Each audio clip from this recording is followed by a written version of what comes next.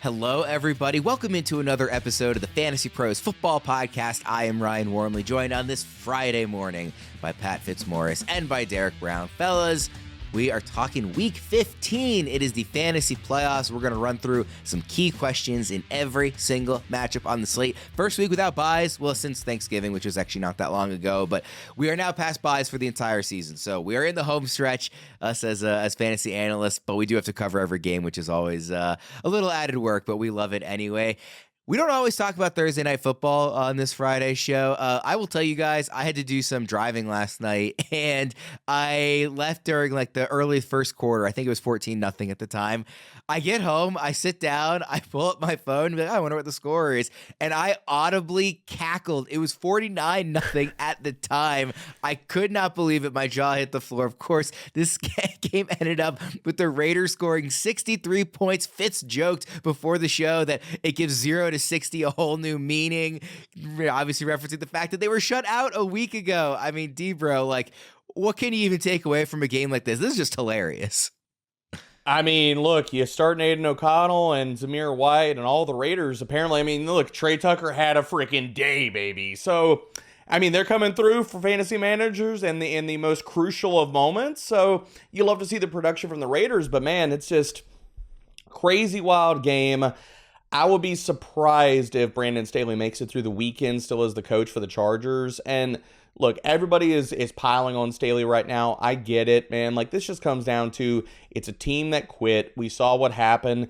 And to back up what Antonio Pierce said, look, if they're running up the score, if you've got a problem with that, then stop them, okay? Stop them. If you don't like it, stop them. So I have no problem with the Raiders putting up 63. Like, I had no problems with the Dolphins putting up freaking 70. I have no issues with that. Like, again, you don't like it, stop them from scoring. I fully agree. Quite frankly, I wish they taunted more. Like, take penalties. Who cares? These are professionals. Let's have some fun out there. This is entertainment at the end of the day. Fitz, 63-21 was the final. I mean, you run through it. Basically, everybody that played for the Raiders got a touchdown. What was your takeaway here? Yeah, Trey Tucker, probably no one started him in a redraft league, but I actually kind of like him for Dynasty. I think he's kind of good. I added him in a couple Dynasty leagues down the stretch and kind of glad I did. But yeah, well, first of all, congratulations to all our viewers and listeners who have made the fantasy playoffs. If you're still with us, hopefully that means you're in. But condolences to all our viewers and listeners who were going up against the Raiders defense this week. And like, this is why I'm sort of anti-team defense. I mean, like, it's such a crapshoot scoring this time. And I hate that, this is just a personal gripe as a fantasy analyst. Like, I'm getting more questions about week 16 defenses this week than I'm getting about like week 15 wide receiver dilemmas. And it's kind of annoying. But like, I don't know, what were the Raiders worth in, I know defensive scoring varies from league to league, but probably worth around, 40 last night? Like, gotta be. I didn't look it up, but man, gotta be. Yeah. So, you're going up against some team. And by the way, for anyone who thinks like, oh yeah, Fitz is just salty because he was going up against the Raiders, in the 2 first-round playoff games I'm in where team defenses are involved, I was not going up against the Raiders, although I did wake up in a cold sweat this morning because I didn't check an opponent's lineup in one of those leagues, and I wasn't sure. He was not, in fact, starting the Raiders, but it just stinks that you are in a big hole against someone who probably picked up the Raiders just this week, who got this because of the laissez-faire attitude the Chargers ball carriers had about actually hanging onto the football last night. Like, it's just, I don't know.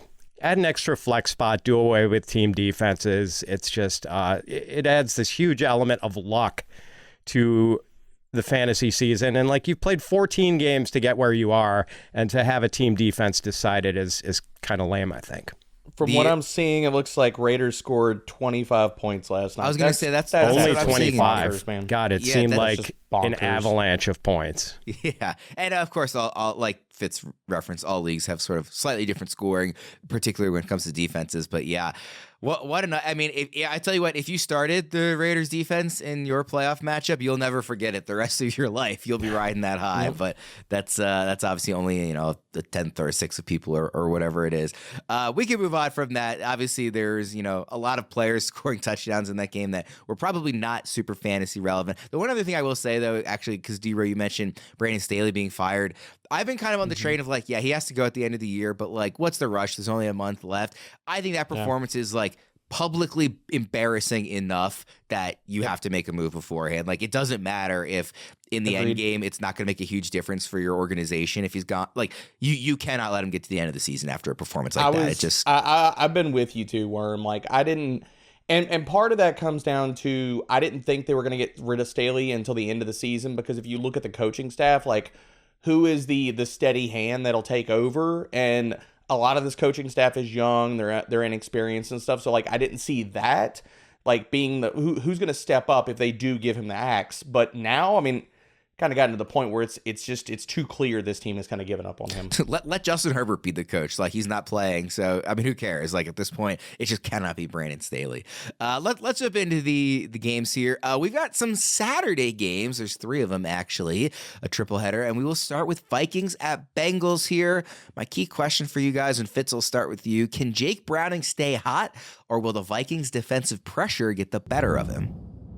Oh, man, I've been underranking Jake Browning. I'm inclined to be skeptical of a first-time quarterback who's putting up the kind of numbers that he has put up. And, 275 passing yards last week, but a lot of that was Chase Brown taking these little dump-off passes and, weaving through tacklers. But I don't want to sell Browning short in this matchup. Yeah, he's going to see a lot of blitzes from the Vikings, but I don't know what he's done. It's less about starting Jake Browning. I don't think I would feel comfortable starting him, but what Jake Browning has done makes me feel comfortable about starting Jamar Chase this week. Debra, what do you think? I find myself worried about going up, an inexperienced quarterback going up against this defense, but what do you think? I'm not as worried because, I mean, as much as Brian Flores has been, a lot of it, what he's been doing is, yes, the blitz, but a lot of it's been disguising coverages. So to me, it comes down not so much the pressure rates and the blitz, because if you look at Minnesota, even as much as they've been blitzing, since week 9, they are dead last in time to pressure. They have the 3rd lowest pressure rate. So all the blitzes they're bringing aren't really bearing a lot of fruit. What Brian Flores has been doing, though, is disguising coverages. So really, for me, it comes down to, can Jake Browning diagnose the coverage? And a lot of it's just, I mean, we talked, Fitz brought up, a lot of it's underneath throws and design looks for Jamar Chase. So I actually feel pretty good about Jake Browning. You're not starting him outside of super flex leagues and stuff, or if you're in dire straits, you lost Justin Herbert and stuff, but I feel pretty decent about him. I mean, the thing about it is the Bengals, if they're going to move the ball in this game, it's going to have to be through the air, because the Vikings' run defense is legit. So Cincinnati's going to have to throw to do anything here.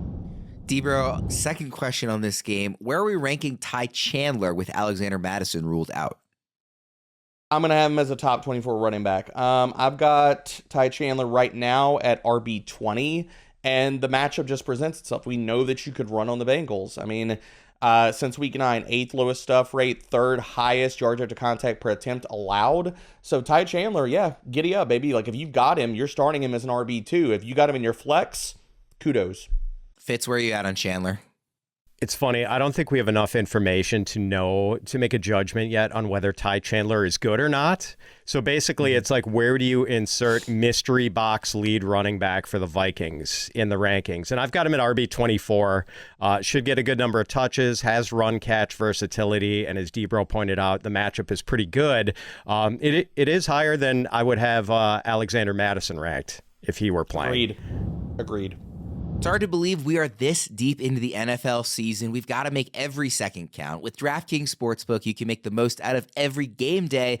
Bet on your favorite teams for a shot to win big bucks. New customers can score 150 instantly in bonus bets for betting 5 on any matchup. We are at the time of year where we've got these Saturday games to watch this week, plus a couple of standout games on Sunday as always. The week finishes particularly strong with Cowboys Bills Sunday afternoon, Ravens Jags Sunday night, and Eagles Seahawks on Monday Monday Night Football. DraftKings has Dallas and Buffalo with a total over 50. Should be the highest scoring game of the week. Should be the best game of the week. However you guys plan to bet that one, get in on the action with DraftKings Sportsbook, an official sports betting partner of the NFL. Download the app now and use code FantasyPros. New customers can score 150 instantly in bonus bets for betting just $5 on the NFL, only on DraftKings Sportsbook with code FantasyPros. The crown is yours. Next game up, guys, Steelers at Colts. Fitz, on a scale of 1 to 10, how confident are we going back to the Zach Moss well? Maybe a 3 right now. I'm not brimming with confidence. Like, he was terrific early in the season when Jonathan Taylor began the year on IR, but with Taylor missing the last 2 games with a thumb injury, Moss has rushed 32 times for 79 yards and really hasn't looked like the same guy. That's just 2.5 yards per carry. And the Steelers' run defense isn't bad. They're 11th in DVOA against the run. I've got Moss at RB8 this week because of the workload. It does almost feel too high based on what we've seen the last couple of weeks. Big range of outcomes here. Like, I would not be shocked if Moss got you 20 fantasy points, but I also wouldn't be shocked if you wound up with like 36 combined yards from scrimmage and no touchdowns, and you're regretting having him in your lineup. So he is a hard guy to peg this week. Yeah, Debra, we talked a little bit about Zach Moss on the Thursday show this week, but I mean, he had 13 carries, 28 yards. He had 8 targets, only 4 catches, 28 yards, no touchdown. That was against an exploitable Bengals run defense that we just talked about from the last game. So I get the excitement was there when Jonathan Taylor went out. Zach Moss, league winner, December hero, hasn't been there. What do you think about him this week? I mean, Fitz is talking about range of outcomes, and we'll perfectly lay this out here. I've got Zach Moss at RB19. Like, I don't feel good about Zach Moss at all. Like, I think he's an RB2, and it's based off of volume alone. And we talked about this earlier in the week, Worm. Like, I think the volume that Zach Moss has accrued this season has caught up with him. If you look at over the last 2 weeks, and we talk about how good he is, he hasn't been good on a per-touch basis. Like, amongst 38 qualifying running backs over that span, 36th in missed tackles forced per attempt, 31st in yards after contact per attempt. He has 0 goose egg explosive runs in that time. So if we want to know why Zach Moss is not producing in fantasy, it's because he's not breaking tackles. And going up against the Steelers' run defense, I don't know how much of that actually happens, because they have the 9th highest stuff rate since week 9. They had the 10th lowest explosive run rate since week 9. So I'm extremely low on Zach Moss. Like, the only reason I have him still inside the top 24 is because I know he's going to play freaking 90% of the snaps, and he's going to get somewhere between 15 to 20 touches. And that type of volume, I can only fade it so much. Only 7 experts in our ECR, our expert consensus rankings, which have, well over 100 rankers, only 7 of them are lower on Moss than Debro is this week. So you are well below consensus, which, you make a strong case for it. Let's move to the last Saturday game here. Broncos at Lions. Debro, will the Lions offense bounce back from their very poor game against the Bears against this opportunistic Broncos defense?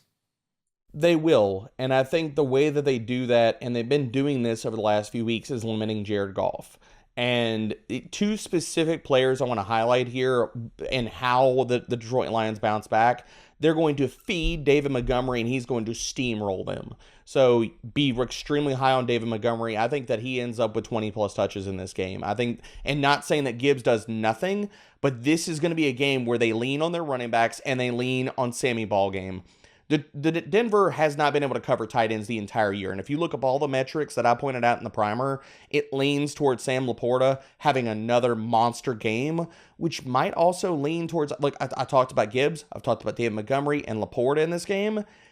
I'm not as high on Amon-Ra St. Brown. Denver's secondary has been extremely good, and especially versus slot wide receivers.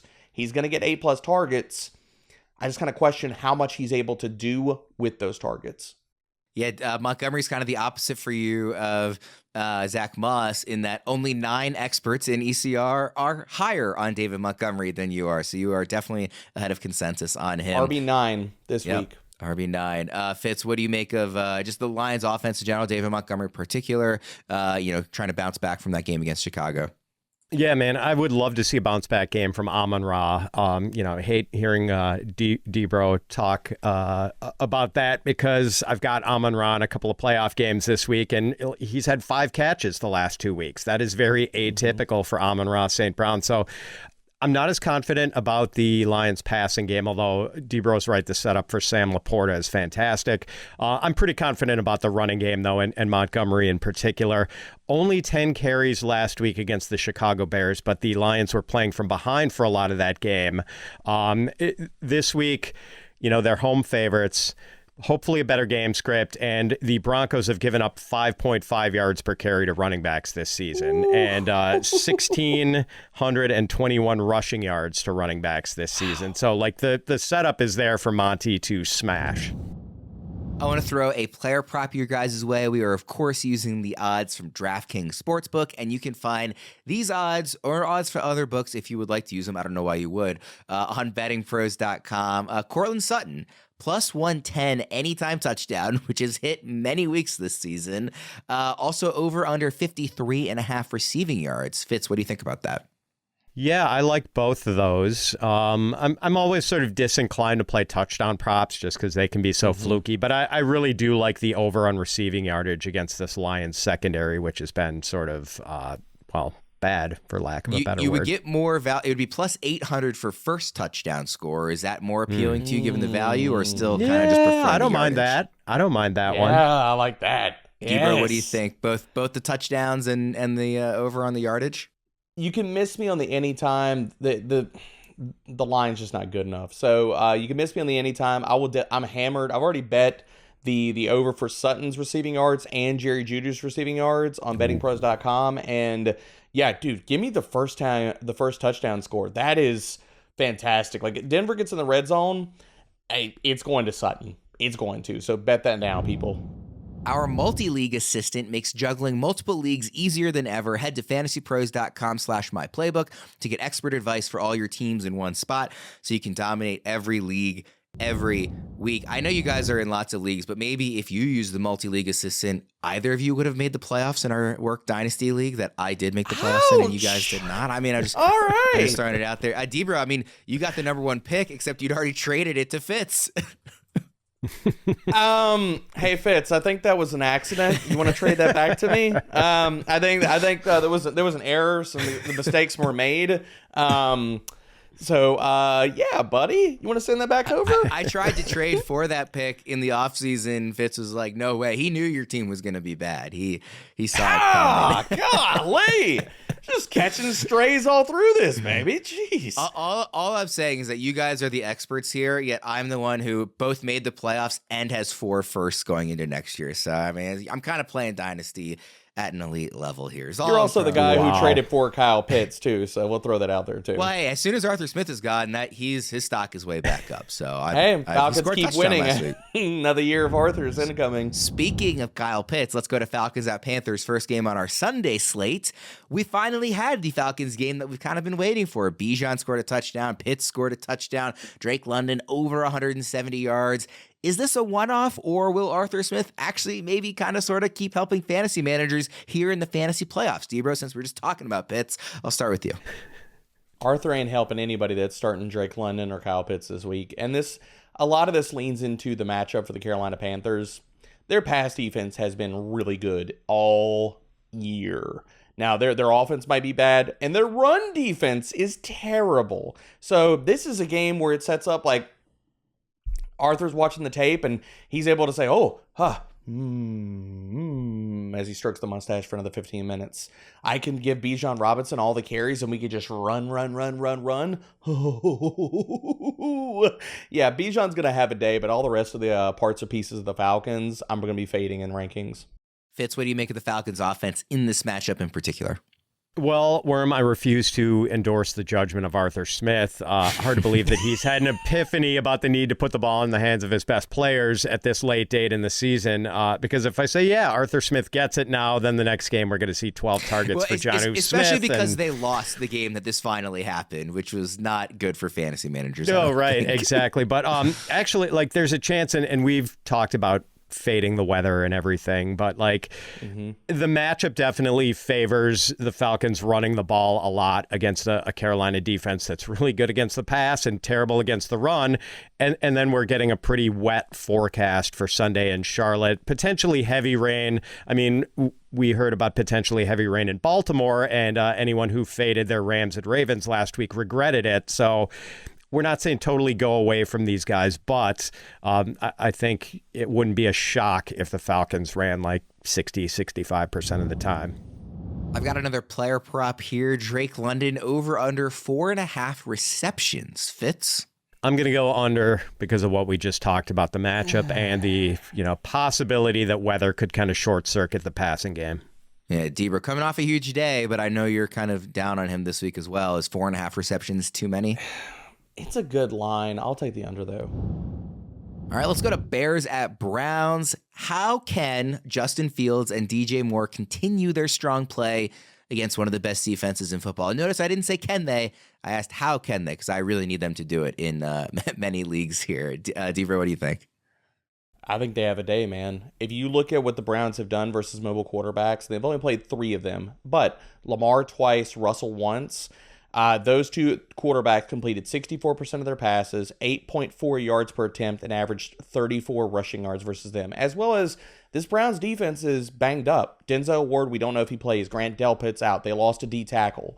So I think Fields has a day in this one. Like I wrote it up in the primer. Him and DJ Moore have crushed man coverage. They've also crushed single high. So since week 9, the Cleveland Browns have run the 8th highest rate of single high. Justin Fields over his last 5 games, 6th in fantasy points per dropback, 4th in yards per attempt against single high. I think both of them are smash plays this week. Fitz, what do you think about Fields and Moore? The dynamic duo here in this one.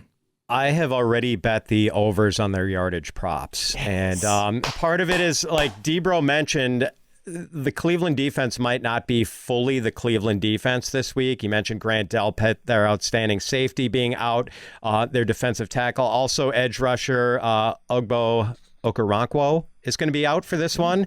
And I believe their other safety, Juan Thornhill, is questionable for this one too. And Denzel Ward is banged up, which would be, oh my goodness, if he's out, good luck covering DJ Moore. I know they've got multiple very good cornerbacks in Cleveland, but you need Denzel Ward. So, man, like the Browns do have a tough defense overall, but they're not at full strength, and I don't know if there's anyone who can shut down DJ Moore at this moment. He is good. Worma, I know you know it as a Maryland graduate. Oh, yeah. Yeah, do not fade DJ Moore. Yeah, I want to throw this in here real fast. The Chicago Bears, and I'm not saying they're going to, they're not officially eliminated from the playoff hunt just yet. So I know. Just throwing that out there, man. They're playing really good football, and their defense is balling out. Like, they're a dark horse to possibly sneak into a wild card spot. I'm not forecasting that it definitely happens, but I think it's could. still like extreme dark horse at this point. But you're right; they're not eliminated. There is a chance. This is a perfect opportunity to talk about this year's fantasy over/under challenge presented by Betting Pros. I wish the line was DJ Moore. I would take the over on 20 fantasy points if I could. I love that guy. Each week, the guys will be making over/under picks for 10 different players for how many fantasy points we expect them to score. Submit your picks at fantasypros.com/challenge to play along with the guys so you don't miss out on the chance to win awesome prizes. One of this week's players is not DJ Moore. It is Joe Flacco. Joe Flacco, let me make sure I'm pronouncing that correctly. His line this week is set at 17 fantasy points against the Bears. Do we think he goes over or under, D-Bro? Under. Give me the under. Is that the Baltimore accent way of saying under? I'm not actually sure. I don't know. I'm just mirroring what you were doing. Fitz, what do you think? Over or under 17 fantasy points? I'm going to take the over. He's had 44 and 45 pass attempts in his 2 starts for Cleveland. And you can't run on the Bears. They are going to let Joe Flacco wing it again this week. Yeah. By the way, I couldn't help it on the the Baltimore accent, just saying Joe Flacco's name that way. But I recognize that I'm not good at accents or impressions or anything like that. So nobody come at me in the comments telling me how terrible it was. I am well aware. Everybody, it is football season, and you can now get almost anything you need for game day delivered with Uber Eats. What do we mean by almost? Can Uber Eats deliver foam fingers? No. But chicken fingers? Yes. Touchdown dances? No. Buttermilk ranches? Yes. Field Field goals, no. Grilling coals, yes. Running backs, no. Ribs, yes. Blitzes, no. Beers, yes. Defense, no. Deodorant, yes. Game-clinching turnovers, no. But pastry turnovers, the kind with delicious apple filling, oh yeah, because that's groceries, and get those delivered with Uber Eats too, along with food from your favorite restaurants and other essentials. And the best part, you can get it all without missing a second of the action on your TV. So there you have it. Get almost anything for game day delivered with Uber Eats, official on-demand food delivery partner of the NFL. Order now. Alcohol in select markets. Product availability may vary by region. See app for details. Guys, let's go to the next game here. Bucks at Packers. Key question here, Fitz, I'll start with you. Is this just a one-off bad game from Jordan Love and company last week against the Giants, or is there cause for concern here as we finish out the season? So I'm not too worried because even the top quarterbacks lay the occasional egg, ask Patrick Mahomes investors. But I think it was a good reminder that Jordan Love is still a work in progress. And he was probably getting hyped up a little too much after playing really well in two games that basically all of America was watching, Thanksgiving Day against the Lions and then the Sunday night game against the Chiefs. But Jordan Love ranks 20th in passer rating and he ranks 18th in yards per attempt. So we should probably pump the brakes a little bit. He's not a star yet. I think he's close to achieving solid NFL starter status, but not quite there. Debro, what do you think? I mean, I think Fitz put it well in that these games are all coming in prime time or at least in island games. And that just kind of always intensifies, the narrative around any quarterback really in the NFL. I think that's part of it. But the other thing, I do want to continue to give him his flowers. Like Jordan Love, I was huge on slamming him at the beginning of the year because he's playing bad football. But I was very surprised by his performance versus the Giants, and I think he has a huge bounce back here. I think that he looks like the guy we saw over the previous few weeks, and that game against the Chiefs, and I know that, look, Fitz is a Packers fan, and he's trying to be level-headed. I'm going to push back, and I think that Jordan Love stacks another really good game and cements himself as their starter, not only for, next year, but the next few seasons, because Buccaneers have not played good, man. They can't stop anybody. Since week 9, they've allowed the 4th highest yards per attempt and the most passing yards per game. So his skill players are kind of banged up, but I think Love has another really, really good game and continues to stack them for the rest of the season. Yeah, Debro, I will just add, I was a Jordan Love skeptic coming into this season, but the whole measure of success of Green Bay's season was going to be on finding out whether Jordan Love was their starting quarterback of the future. And I think he's proven definitively that he should be. I just don't think can really be considered an above average NFL starter yet, but I'm confident he's going to get there. I've got a poll question here, and we post these on Spotify for many of our episodes, so head there. It's one of the episodes earlier this week. This question is a simple one. Packers wide receiver core is pretty banged up, but they do face a weak Tampa Bay pass defense. Is Jordan Love a QB1 this week? What do you think, Debro? I got him at QB8, baby. Yeah, he's locked in. QB1 easy. Fitz? Man, I don't have my rankings in front of me. I think I'm right on the border with him, maybe at QB11, I want to say. Does that sound right? On your rankings, you have him at QB10. So if that's still QB10. Up to date, okay. then you guys both do have him in that QB1 range. It's actually very close in the poll, and he's not, no is winning. It's no 53%. And yes is 46. It's 46.4%, 53.6%. But it's very slightly in favor of no, he is not a QB1. So the audience is not convinced about this game in particular, given the injuries there in that receiving core. I do want to also ask on the other side, sort of the same question I asked about this Packers offense. Is this a one-off or cause for concern? Same question about Mike Evans, who was not good last week, but has been pretty good recently. Debro? I think Mike Evans bounces back in a big way. Now, A.J. Terrell took him off the map, just erased him from last week. That's not going to happen this week versus the Packers. Their secondary hasn't been able to do that to anybody. And if you look at since week 10, Green Bay has the 10th highest rate of single high. This matters because Mike Evans has just decimated single high. He is amongst 112 qualifying wide receivers, 8th in fantasy points per route run. He has 3.2 yards per route run against this coverage type. Mike Evans' day, people are going to be happy they start him this week. Fitz, what do you think? Mike Evans just going right back? Yeah, zero concerns. Yeah. Let's go to Jets at Dolphins here. What is our Dolphins' concern level coming off a very poor game against the Titans, now facing a very good defense, and with Tyreek Hill and Devon Achane some degrees of banged up? Fitz? Yeah, here I am concerned. Maybe no Hill, maybe no Achane. The Dolphins' offensive line is banged up.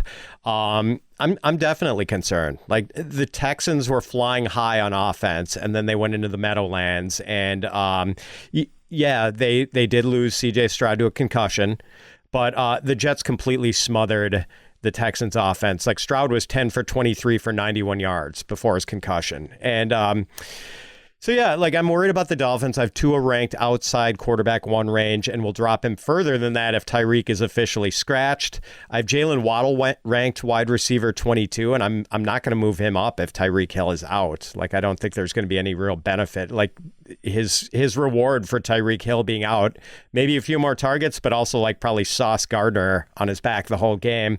Not a good week to be heavily invested in the Miami offense. Debra, where's your Dolphins concern level at? We're pressing the panic button. I think that this is a game where maybe the Jets win, and that sounds crazy, but I mean, the Dolphins have been extremely matchup sensitive. Now we're talking about their entire offense is banged up. The offensive line is banged up. Tua has been very, very matchup sensitive, and now maybe the best wide receiver in football right now with Tyreek Hill, the way he's played, maybe doesn't play, and if he does play, we know he's definitively less than 100%. So this is a game. I'm not saying that Zach Wilson plays good, but I think this is a game maybe the Jets can win. Well, that leads into my second question here. Do we buy into the signs of life from Zach Wilson? He said he was playing a little more freely, a little more like, the pressure off his shoulders, because it's kind of just, who cares at this point? Go out there and have some fun. He had a pretty good game, Debro. I mean, buying in at all to the signs of life? No. None. Zero. That's more of a detriment to the Texans defense and their pass defense specifically. Plus, Will Anderson got banged up in that game. They weren't able to bring pressure as much. That's not going to happen versus Miami. Their pass defense has played extremely well. Outside of the hiccup versus Will Levis, they've played out of their minds since week 9. 7th lowest passer rating allowed, third lowest passer rating, 7th lowest yards per attempt allowed. So, no, I think this game, honestly, I'm going to be betting the under. I think this game just stinks. It could just hit the under. Fitz, I had to pick up Zach Wilson in a number of leagues where I lost Justin Herbert. So I picked up him and Flacco, and I'm now getting to pick between the two. Do you buy into the signs of life from Wilson? Yeah, it's a tough end of the season. Yeah, not really, and I would start Flacco, Ryan, but like... Yeah. The flashes are enough to make me think that maybe Zach Wilson could settle in as a long-term NFL backup. But as far as him ever reemerging as a long-term starter, he's averaging 5.9 yards per attempt this year. His passer rating is 78.2, and like it's his third year in the league. I think the idea that he's going to be a long-term starter, that ship has pretty much sailed. I think my comp for him comes back into play a lot because he's just basically the new Mitch Trubisky. Yeah, I mean, number 2 pick and all that stuff. That's interesting. I was kind of chalked up Zach Wilson to so spectacular of a bust that he wouldn't even be a backup. But that's interesting that maybe he gets enough kind of flashes in the pan to Somebody will take a lot of times these high-end first-round picks, they get a second chance. Whether they deserve it or not, they do get a second chance. But I feel like if he gets a second chance, it'll be at a team that's like desperate. Like when the Panthers added Sam Darnold and we're like hoping he could become the starter. More so than like, hey, because I feel like the backup at this point is like, do we just want a reliable guy that things aren't going to fall apart? And I feel like things would still fall apart if you lose your starter and plug in Zach Wilson. Mitch Trubisky says hi. Mitch Trubisky. Yeah, I mean, that's a great comp for what it would look like if he were to remain a backup. That's a good point. I do want to throw out another Betting Pros over/under challenge here with Garrett Wilson against the Dolphins. His line this week is set at 11 fantasy points. Steve-Ro? Under. He needs a touchdown to get there, and I don't think he gets it. Fitz? I'm going to go over. I mean, the guy's just really good, and he is basically the only show in town as far as Jets wide receivers. I will go over as well. Fellas, it's that holiday time of year again, and if you're looking for something different for that favorite person on your list, think Game Time. Tickets for sports, concerts, and comedy shows, all of which make a fantastic gift this year, even if it's last minute. So many games to watch in any given day, but wouldn't it be better to be there live? The best way to get tickets to any of these games this month is on Game Time, the official ticketing app of FantasyPros Fantasy Football. Game Time is the only ticketing app that gives you peace of mind with your purchase. They let you see the view from your seat before you buy, so you know exactly what to expect when you arrive. Plus, their all-in prices show your total up front, so you always know you're getting a great deal, and it takes no time at all. You can buy tickets in seconds with 2 taps, so download the Game Time app and redeem code FANTASYPROS for $20 off your first purchase. Terms apply. Again, download the Game Time app and enter code FANTASYPROS, all one word, for $20 off. Download Game Time today. Last minute tickets, lowest price guaranteed. Let's go to Giants at Saints. A game I do not care about in the slightest. Feels like a lot of easy to rank players in this one. We kind of see them as either obvious starts or obvious sits. So I just wanted to ask you, Fitz, I'll start with you. Who was the toughest player to rank in this game?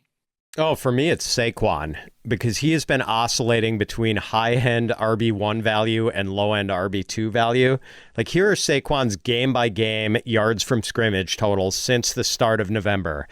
113, 61, 140, 52, 103. Jeez. And, like, he had a 3-game touchdown drought from week 8 to week 10. Then he scored 2 touchdowns in week 11, then no touchdowns in week 12, then 2 more in week 13. So, like, I want to say the touchdown outlook is not great for a guy who's playing in an offense that's being triggered by Tommy DeVito and has maybe the worst offensive line in the league. But, like, he's had 2 multi-touchdown games in the last 4 weeks. So, he's just a hard guy to peg. I've got him at RB12 right now, but I could make a case for going like 5 spots higher or maybe a tad lower. Probably I should be higher. I mean, I had him behind Austin Eckler, which is now looking like a mistake. So yeah, D-Bro, any of these players tough for you to rank in the same way? So first of all, Fitz, come join me in the top 5 ranks for Saquon. I've got him at RB4. I think he smashes this week. But second of all, no, for me, it comes down to what do we do with Chris Olave? He's been good. He's been not good. He's banged up now. I think it's an ankle issue. Plus, he's coming off the flu. Derek Carr is terrible. What do I do with Chris Olave? Is he a wide receiver 1? Is he a 2? Does he even deserve either one of those rankings at this point? He's the guy where I've kind of struggled with ranks. Him and, honestly, Alvin Kamara. Because Alvin Kamara, we've seen plus matchup after plus matchup after plus matchup. And because this offense overall has just been terrible, he's done nothing. And plus, he's not breaking tackles. All right, let's move on from that game because, like I said, I think it's kind of one of the more boring ones on the slate here. I do want to talk about Texans at Titans. Everybody knows Derrick Henry historically torches the Texans defense, particularly in December. If you look up his previous stat lines against them, it's like obscene. So I just want to have some fun and have you guys predict what his stat line will be this week. Fitz, I'll start with you. All right. Well, the Texans' run defense is not as marshmallow soft as it used to be. D'Amico Ryans has really changed that. So now Houston is a very respectable 13th in DVOA against the run. They've given up the 8th fewest rushing yards to running backs this year, just 3.3 yards per carry to running back. So I don't think this is going to be the typical Derrick Henry running all over the Houston Texans game. I'll say 17 carries for 65 yards. Touchdown or no? No touchdown. No, touchdown. I'll say he does have a touchdown. 17 for 65 and 1 touchdown. 17 for 65 and a touchdown. D-Bro, what do you think? I actually think Henry has a bounce back game in this one. Now, to Fitz's point, Houston has been a very, very good run defense for the majority of this season. But recently, since week 9, they've shown more leaks in the dam. 13th highest explosive run rate, 6th highest missed tackles per attempt rate. Let's give Derrick Henry 15 for 80 and 1 score. So the player prop here that you can find on Betting Pros, again, this is from DraftKings, is over under 66.5 rushing yards. So it sounds like you said just slightly under that, right, Fitz? That's a I good said line. 67, I believe. Oh, you said 67. Okay. I guess. So it's just barely over. Oh, no, I said 65. You're right. I said 65. Okay. So I guess I'm going under. We're doing a Betting Pros TikTok live yesterday with myself and a guest, and we were, going through just various props and, leans on every game. And on Derrick Henry, somebody in the comments, who I forget who it was, said that their favorite bet in this game was Derrick Henry 2 touchdowns, that they think the Titans, when they score, it'll be through Henry. I didn't pull up what the odds on that would be, but I liked that idea quite a bit rather than saying, oh, he's going to have another 200-yard rushing game, like whatever. I'm with you. Like the Texans defense is better than it used to be, but I could totally see Derrick Henry getting in the end zone twice. So I liked that bet quite a bit, although I can't give you odds on it because I forgot to pull it up. Let's go to Chiefs at Patriots. Key question here. Are the Chiefs the biggest crybabies in the world after the Kadarius Toney offsides last week? That's just a joke. That's not actually my key question. But I actually am curious because we haven't talked about it. Fitz, what did you make of that whole thing? Oh, man. Yeah, like it was kind of a bad look for the Chiefs. Like I do not want to anger Chiefs Nation. Like my dad used to live in Kansas City. I love that town. I love the fans. But yeah, like that was just like he was offsides. I know maybe you sometimes get a heads up, but it was a loud crowd, I'm sure. And, like I think it was Dave McGinnis, the old Chicago Bears defensive coordinator, who someone asked him about someone who had lined up offsides. He's like, there are a lot of things in this game that are really hard. Lining up on side is not one of them. That's a really good way to put it. D-Bro, do you agree? I mean, I was surprised at how many people I saw actually pushing back and saying it shouldn't have been called and they have a problem with procedural issues. Like, to me, it was just like a no-brainer. I'm surprised there was any debate at all. I was surprised too. Like, look, Mahomes has dealt with frustration. I think that was just the breaking point for him, like where he's doing everything he possibly can to will them to victories, and then some other flub up happens, So I think Mahomes, that's misdirected anger. Like he's not going to come out because he is a classy guy. He's not going to come out and just drag his wide receivers through the mud in front of national media.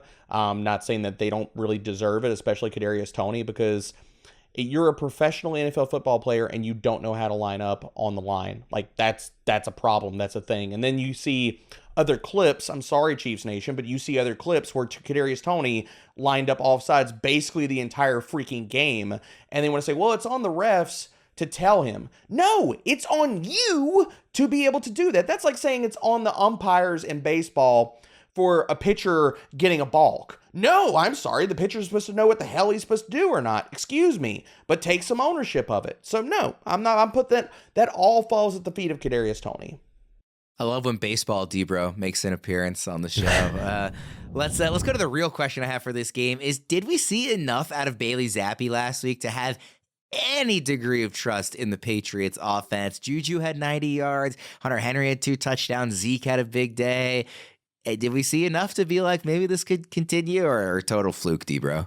Total fluke. I mean, the second half of that game showed that while Kirk Herbstreit was trying to give Bailey Zappi his Hall of Fame jacket in the first half, that should not have happened because he came crashing down. And then we see like, oh, that's why he hasn't been starting games. So now I wrote it up in the primer. I have no confidence in any Patriots quarterback to play well or even to finish a game. Like, I'm not going to rule out versus the Chiefs that we don't see Mac Jones in the second half. So, no. I have confidence that Ezekiel Elliott's going to get a ton of volume. I have confidence that Demario Douglas is good at football, so start both of them. But on Patriots quarterbacks, Yeah, Fitz, any interest here in this Patriots offense? No, the Kansas City pass defense is too good. I'm guessing we probably get less than 200 passing yards from Bailey Zappi. I think that's probably right. I wanted to give him a chance to maybe have you guys, build him up a bit, but I'm with you there. 49ers at Cardinals. We're into the late afternoon slate now.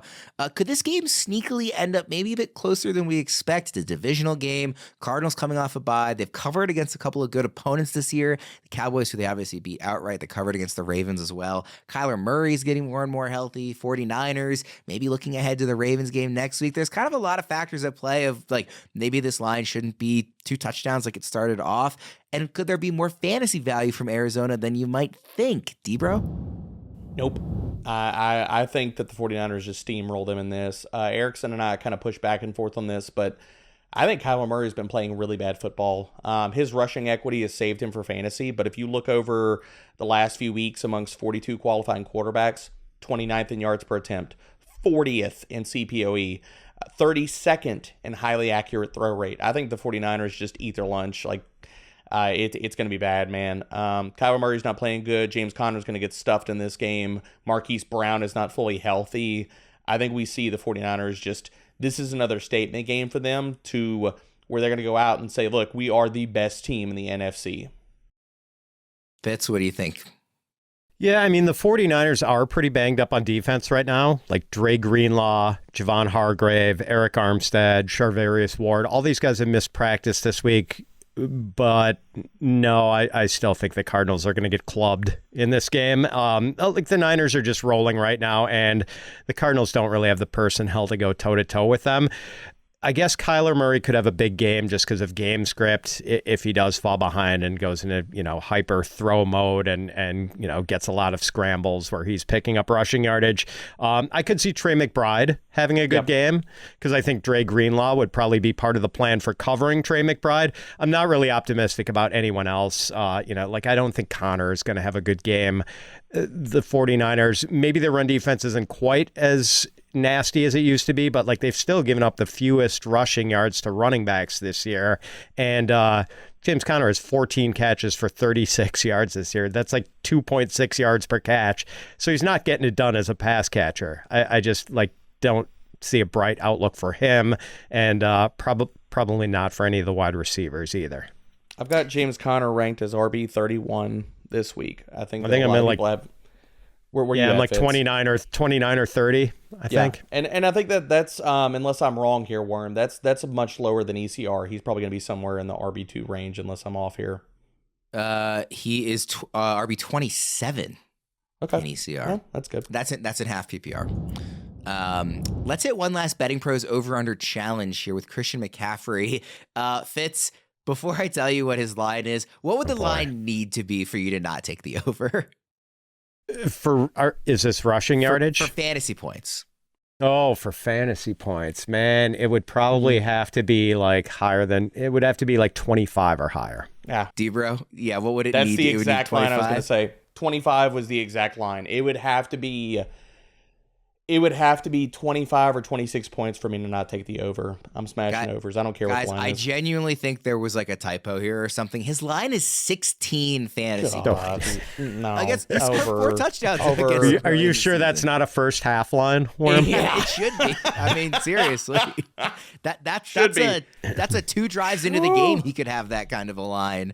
So we are all agreeing on the over on that one for sure.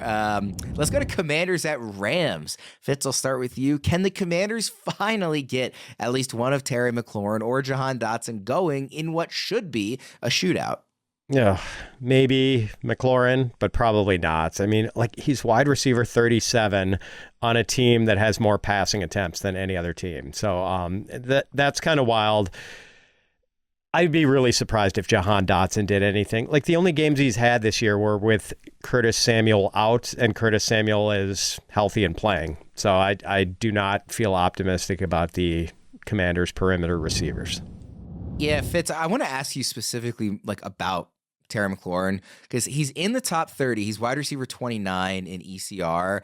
And I feel like this is several weeks in a row where I've looked at his ranking and said, why is it as high as it is? We don't have any reason to believe it's going to be a good game. And then he comes out and has a bad game. I mean, the last 4 weeks, he's wide receiver 50, wide receiver 42, wide receiver 46, wide receiver 119. And then there was the bye the last week. So you appear to be somewhat in line with consensus in terms of the ranking. What are you buying into?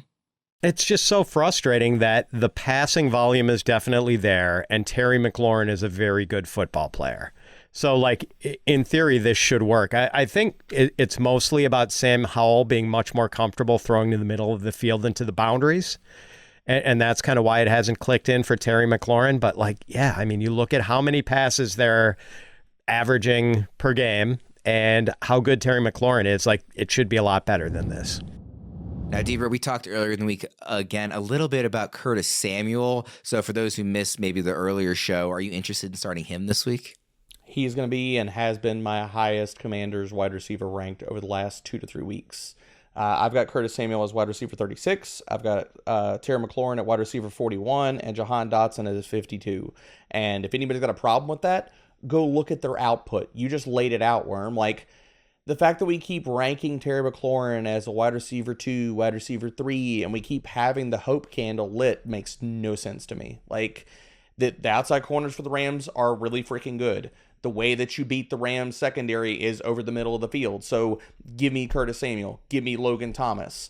I have no interest in Terry McLaurin. And yes, if I told anybody that, okay, Sam Howell's going to lead the NFL in passing attempts this year, what do you think Terry McLaurin does? Would any of us be like, oh, he's a wide receiver 3 or 4? No. But he's not producing. Like, we're at week 15, people. If you're in the playoffs and you still have Terry McLaurin on your roster, by this point, I hope that you understand to bench him. There are only 19 wide receivers with at least 100 targets already this season. Terry McLaurin is one of them. He's had exactly 100 targets this year. The only receiver with fewer receiving yards than he has is Hollywood Brown, who's obviously played with the backup quarterback much of the year. And so Hollywood Brown has 101 targets and like 574 yards. Terrible. Terry's at 100 targets, 694 yards. Everybody else, their yardage is like well into the 800s, 900s, or over 1,000. And they score touchdowns. Terry McLaurin's not getting red zone usage too, so that needs to be thrown out there. Yeah. I want to throw a player prop out here on the Rams side. I am extremely excited about this Rams offense in this matchup. I mean, I think Stafford, Kupp, Kyron Williams, Puka, I will take the over on pretty much any line you give me in this matchup. The Commanders' defense is just awful, especially against the pass. But Stafford, his over-under is set at 267.5 passing yards and 23.5 passing completions. I like the over on both of those. What do you think, D-Bro? Overs. Give me overs. I want overs all day. On the back end, just to give clarity here, Ethan, our amazing graphic designer, hit me up and he's like, who do you want the poster boy to be for the primer this week? And I was like, it's got to be Puka Juice, baby. Like, Stafford's going to have a day. Puka's going off. Let's go. Yeah. Fitz, what do you think? Again, those lines are 267.5 passing yards, 23.5 passing completions. I'm going over on both. I like yardage more. And Puka, by the way, his receiving yardage line, when I checked last night, I couldn't bet the over fast enough, 66.5. Ooh. On top of that, Fitzy, have you seen his receptions line? You can get the over at plus money on certain books. It's 5.5, I think. Oh, goodness. Wow. Yeah. Go bet that. Go bet that right now, anybody listening. Don't pause this show and come back and go bet it. Exactly. Let's go to the game of the week, Cowboys at Bills.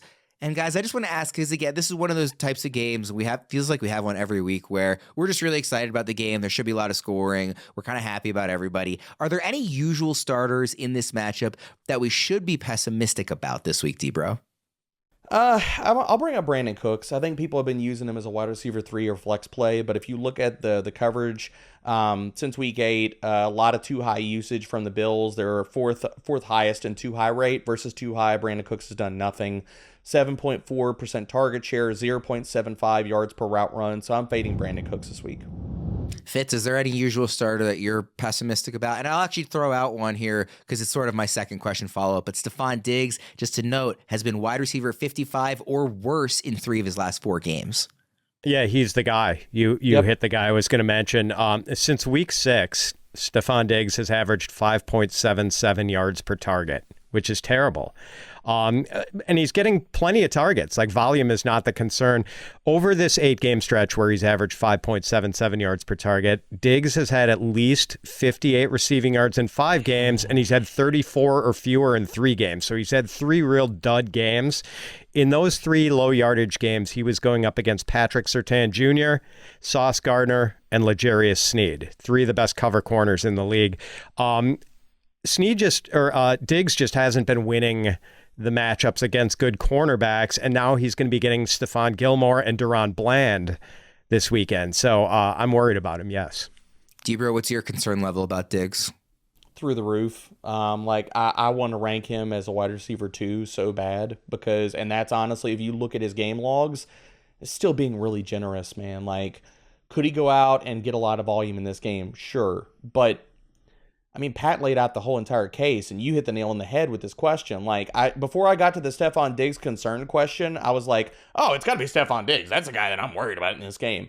My question is, how low can we rank him? Because he doesn't deserve the wide receiver 1 or 2 moniker that we've been giving him and bestowing upon him the last few weeks. Yeah, I got a few questions on one of the TikTok lives earlier this week about ranking XX and Diggs. And I was like, well, Diggs, well, actually, maybe not, obviously. Like, I had to kind of catch myself and think about that, the fact that he has not been playing to that level. I want to throw one more betting pros, odds here your guys' way. Who is the better MVP bet right now? Dak Prescott, who is leading the field at plus 150, or Josh Allen at plus 1,800, because if the Bills win this game, they have a very reasonable chance of maybe being in it to win the AFC East still, in which case I think he would be a very strong contender. So Dak at plus 150 or Josh Allen at plus 1,800. Debro, who's the better bet between those two? Allen's the better bet based off of the odds, but I'll throw a curveball here. I don't think the Bills win this game. I think Dallas just absolutely steamrolls them. Because when I was going through the primer, I'm like, okay, what's the advantage the Bills can take it? How can the Bills take advantage of the Dallas defense? What is the in for how they exploit a weakness? And I'm going through everything. I'm like, okay, can they run the ball? Can they use play action? Can they do all these different things? And there is nothing. So for me, I have a hard time seeing how the Bills are going to compete with the Cowboys in this one. I think the Cowboys crush them. That's interesting. I've been thinking this game would be close and one that anybody could win. I'm going to bet the under. I'll put that. Yeah. Fitz, what do you think about that MVP bet? Plus 150 for Dak or plus 1,800 for Allen? I would rather take the secure money with Dak. Like, we've seen the history of MVPs, and it's always from like top 2 seeds in a conference, and the Bills are not going to be that. But the Bills are better than their record, and I will push back on Debro. Like, they're going to move the ball in Dallas. Like, they're too good an offense not to. So they will, whether it's Josh Allen with a bunch of off-script runs or they're going to make some plays. Yeah, I think I'm kind of with you. Like, I do think Allen is really interesting if you think he wins this game particularly, but Dak has just been such the obvious leader as of right now. I mean, there's still room for Purdy or Lamar or whoever to overtake him, but I think right now it's got to be Dak. Let's go to Sunday Night Football. Speaking of Lamar, Ravens at Jaguars. I think we all have high expectations for the Ravens offense against this Jags defense and the way they've been playing lately, particularly their pass defense. But what do we expect from the Jags offense against this Ravens defense that has been very elite, but was, I don't want to say exposed, but didn't play up to their usual standards against the Rams? It was the first game this season. Again, obviously as a Ravens fan, I watch every game very closely. It was the first time all year that I felt like it wasn't the Ravens defense making mistakes. It was an offense that was actually beating them for much of the game. So I'm wondering what you guys think Jacksonville will do and how they will try to attack this Ravens defense, and will it be successful, Fitz? Good question. Like, we'll see if the Jaguars can get the running game going, because that part of their offense really hasn't worked lately. Travis Etienne has 56 or fewer rushing yards in 5 straight games, but he is he and Kyren Williams are similar types of backs, I think, in that, they've got the run catch dimension. So we saw the Ravens struggle to stop Kyren Williams. Maybe Etienne can get untracked. I would definitely expect that Evan Engram is going to be a big part of the game plan. I mean, last week, the Jaguars' first game since losing Christian Kirk to a core injury.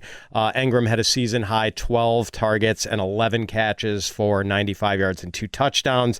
Good for 32.5 PPR points and the tight end 1 status on the week. So I think he's going to be a big part of the plan. I've got him as a top 5 tight end. But other than that, I'm not wildly optimistic about the Jacksonville offense. Debra, how do you expect the Jags to go after the Ravens defense? Run the frickin' ball. They're going to have to run the ball. I think it's all Travis Etienne. I mean, same way that I said about the Rams attacking Baltimore. You stay away from the strength of their defense, and it's easily their secondary. Their run defense has not been good for a number of weeks. Like, since week 9, 9th highest missed tackles allowed per attempt, 12th highest yards after contact per attempt. So if Jacksonville has any chance in this game, it's going to be to run the ball, and I think they can run the ball well. I mean, the offensive line has not played well, but when you go up against these lesser run defenses, and yes, Baltimore has been that over the last few weeks, then it's going to help bump up the efficiency. So I think Travis Etienne has a bounce back game here. Let's go to Monday Night Football to wrap things up. Eagles at Seahawks. Counting on an Eagles bounce back after their very poor performance across the board, except for A.J. Brown against Dallas, or, again, maybe some cause for concern here. Fitz, what do you think? I think so, but the Eagles' passing game has not been great lately. Jalen Hurts with 4 touchdown passes in his last 4 games. He's averaging 211 passing yards a game during that stretch and just 6.8 yards per pass attempt. Pretty uninspiring numbers, but if you look at Philly's opponents in those 4 games, Chiefs, Bills, 49ers, and Cowboys, they're all top 10 in overall defensive DVOA, except for the Bills, who are 15th. Seattle is 26th in defensive DVOA. So the Eagles are getting a softer matchup than the ones they've been getting. Maybe this is the week we see Jalen Hurts catch fire and look like Jalen Hurts again. I think his fantasy managers are definitely ready for it. Debro, are we expecting a bounce back here for Philly? I think Philly has a bounce back. I think Hurts has a bounce back. Brown and Smitty, you're starting them as usual. The guy I want to highlight here, who I think has a huge game, is DeAndre Swift. Seattle's run defense has been not even really bad. Terrible. Doesn't even cover it. Terrible doesn't even start the conversation. Since week 9, second highest explosive run rate, second most rushing yards per game allowed. So while a lot of people are on the fence, do I play DeAndre Swift or not? I think you have to get him in your lineup. And a lot of the spots, it's going to be flex plays for a lot of people, maybe the RB2 spot. But I think Swift, out of everybody here, he's going to go under the radar as the bounce back guy. And I think he comes out and has a wonderful game. Quickly, Fitz, what are we doing with the Seattle backfield in this one?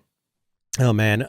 So, yeah, Kenneth Walker and Zach Charbonnet are sharing work now, but Walker did have a 56% snap share last week. It seems like he still outranks Charbonnet in this backfield. Only 8 carries for 21 yards for Walker last week, but he kind of salvaged his day as a pass catcher. 4 for 33, and man, one of those was like the play of the week where he caught a little dump off pass, broke a couple tackles, reversed field, broke a couple more tackles, wound up getting like 20 something yards on the play. And that's the thing, like situation really matters for running backs, and it often matters more than skill level.